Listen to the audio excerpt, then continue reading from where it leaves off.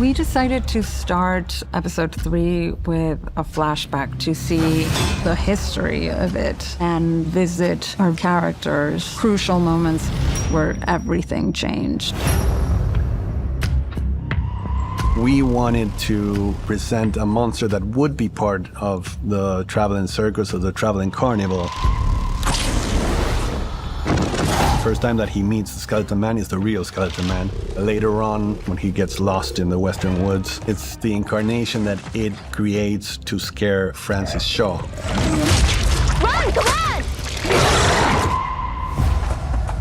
Also, we wanted to see how the connection between Rose and Shaw was born.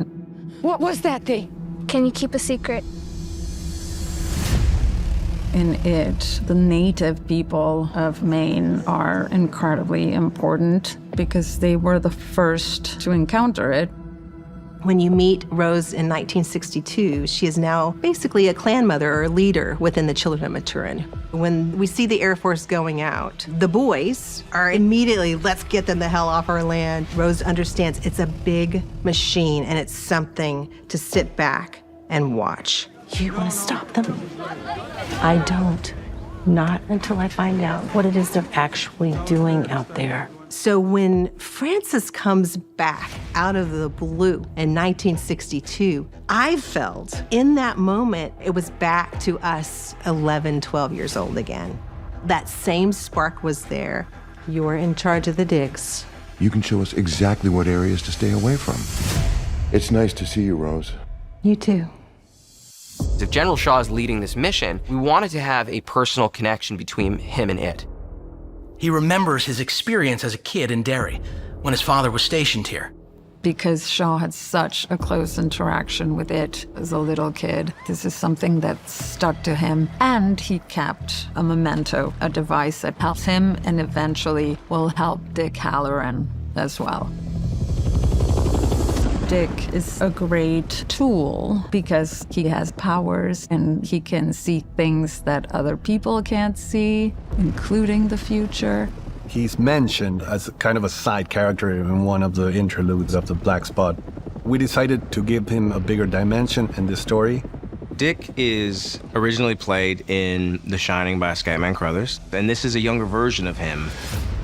In the helicopter, Dick is finally being properly utilized, so it's important for Dick to make sure that he gets results. But he doesn't know what he's jumping into. He's arrogant about it. It's like, I got the powers, it's not gonna be that big a deal. Dick is warped into a reality that is beyond his capabilities currently. And he can feel when he touches it that Derry is bigger than what he thought. That's when we get into the cistern, and if we're talking about the cistern, that set is rock and roll. The cistern in this show, we recreated the door that it came through and the pile of toys in the old wagon. And then the rest was kind of in black limbo with water on the floor. It was quite an elaborate system of sewers and depths of water that went in that all needed to be slightly dark with particulate floating, and we needed to have control of the temperature at all times and control of the pH levels. I'm not sure you could have turned the camera in a way that those sewers didn't look amazing.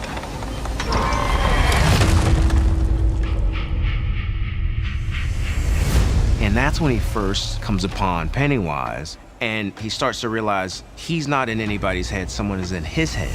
And he sees the terror of the history of Derry, but then he starts to see the terror of his own life experience in there, and that's when he's like, oh, someone's flipping the channels of my mind, and that's the terror of it all. Oh no, something's better at this than me, and you want me to catch him. I don't see this happening. People only believe what they can see for themselves. How are we supposed to get proof? It all starts with the kids' desire to find an evidence. They come to the conclusion that they have to take a picture of it, which is something that never happened in other iterations of it. Richie comes up with this idea, and in order to conjure an oricha, which is the way he calls it, they have to do a ritual in the cemetery at midnight. He just wants to fit in. He made all that up. That's not true.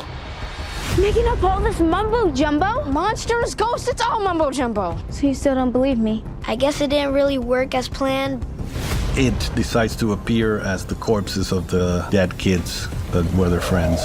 The way they appear is actually the real corpses of the kids that are fueled by an inner ectoplasm. So that combination is very scary and interesting to me. We're shooting some close-up action of the kids that were riding on bicycles as they're being chased by a bunch of ghosts. This basically is a much more controllable environment where they don't have to worry so much about balancing and, bike riding. They can kind of just do performance. It gave us new insight in the filming world because we had to input the SPFX, us turning and everything, because again, none of that stuff is happening in real life. It was really cool to see how the rigs worked and being in front of a blue screen. It was great. It's a lot of fun to me to create these horrors. One of the themes of it is power of unified belief. I think Pennywise is a monster made of belief.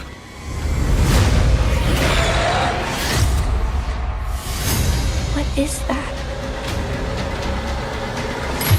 A clown.